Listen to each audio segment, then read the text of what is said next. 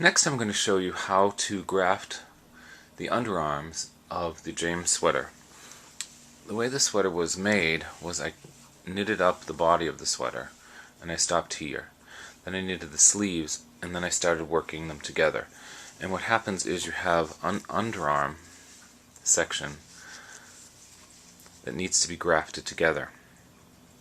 The technical name for this is the Kitchner stitch, and hopefully I've left enough yarn to graft. It's called the Kitchner stitch. It's used extensively in the toes of socks and maybe the tips of mittens and things, and especially for this kind of work. I'm going to pick up these stitches. It's been a while since I worked on this, and so they're a little tight, but I held them on extra thread. You can use stitch markers if you'd like. I'm trying to show. So what I've done is I've slipped the stitches on one half onto a cable needle, a double pointed needle. I'm going to cut the yarn that was holding those stitches on. I'm going to slide it out. So there I have 2, 4, 6, 8 stitches, and then I'm going to pick up the 8 stitches from the body. I'm going to slide. This double pointed needle might be a little thick for these stitches. I'm going to slide it through.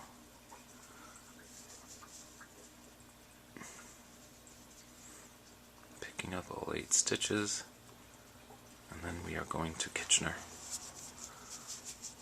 2, 4, 6, oh, there's only 7, so one more is hiding down there. And it's right there.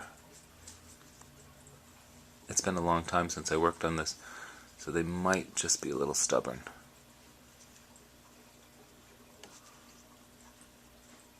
There. And there we have it. I'm going to cut this spare yarn that I used to hold them, and we are going to go and Kitchner. Now I have a yarn needle. It has a blunt end, so I'm not going to split stitches. Now I've written this out in the book. There's a pattern. There are 2 setup stitches, and then there's a series of 4 stitches you work, 2 in the front and 2 in the back. The setup is, now if you pay attention, what I'm going to do is go ahead and mount these stitches properly. We talk a lot about that, where the right leg is in front of the needle. I'm just slipping them off, and I'm going to reposition them because the right leg is consistently behind the needle in this project. It's how I put the stitches back on.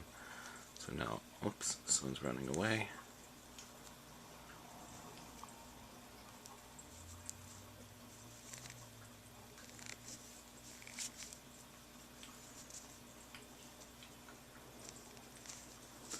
And I want to look at the front of this, and these are mounted properly where the right leg is the in-front stitch. I can tell that quickly by looking at it. So the setup row.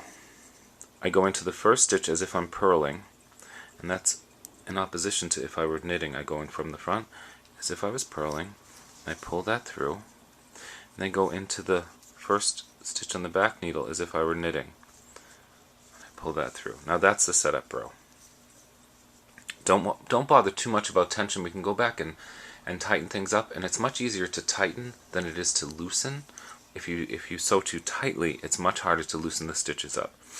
It's under the arm, doesn't show that much, but it's nice to have a well-crafted finished product. So now the 2-step process is the first stitch as if you're knitting, and slide that off, and the second stitch as if you're purling, but keep that on.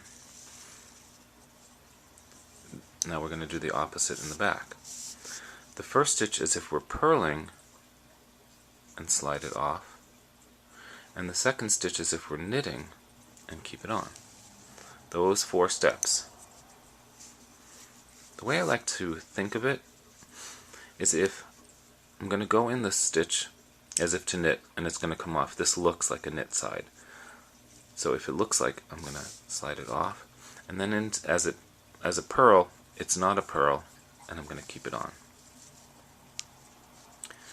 And the way I remember it for the back is if it looks like a purl, which it does, it's going to come off, and in like a knit, and it stays on. And I'm going to work my way across the underarm for the rest of the stitches. Knit off, purl on, and so on.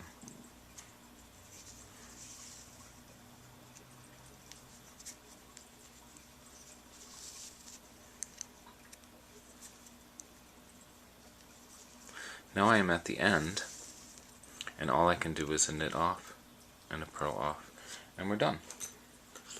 I'll show you what that looks like.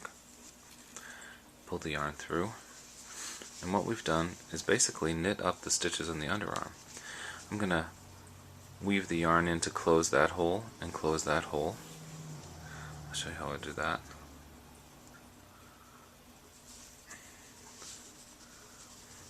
I am going to almost continue the Kitchnering by following the path of the yarn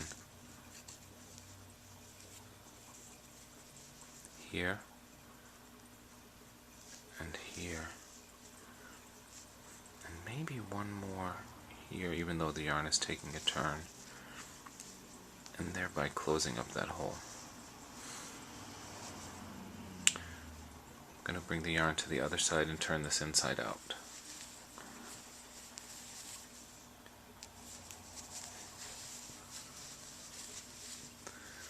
I'm inside out now, and I'm going to weave that yarn,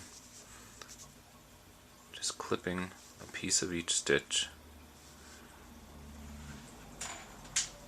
to come over to the other side. I'm not going to pull it too tightly. I'm going to turn the sweater back inside out, and then I am going to try to close up this hole by doing the same thing I did before. I'm going to come up here, and I'm going to catch these two stitches, and then I'm going to catch the bottom of these two,